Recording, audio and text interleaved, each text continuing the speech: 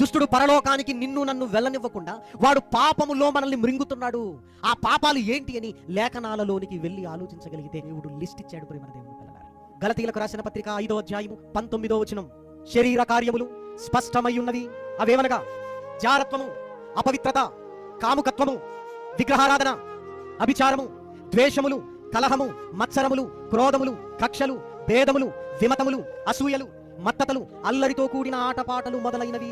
ఇవే కాదు, ఇదిగో వీటికి సంబంధించినవి చాలా ఉన్నవి అంటున్నాడు. ఏమండి, ఈ పాపములోనికి తీసుకుని వెళ్ళి మనల్ని మృంగి వేస్తే పరలోకానికి ఎలా వెళ్ళగలం? పరలోకమేమో పరిశుద్ధుల లోకం, దేవుడు పరిశుద్ధుడు. మరి ఆ లోకానికి వెళ్ళాలి అనుకుంటున్నప్పుడు పరిశుద్ధముగా ఉంటేనే వెళ్ళగలుగుతాం. ఇష్టానుసారంగా లోకపు పాపములో బ్రతుకుతున్న మనం పరలోకానికి వెళ్ళగలం? పాపం నీ జీవితానికి ఎంత భయంకరమైనది, నీ కుటుంబాన్ని ఎంత నాశనం చేస్తుందో నీకేమైనా అర్థమైందా?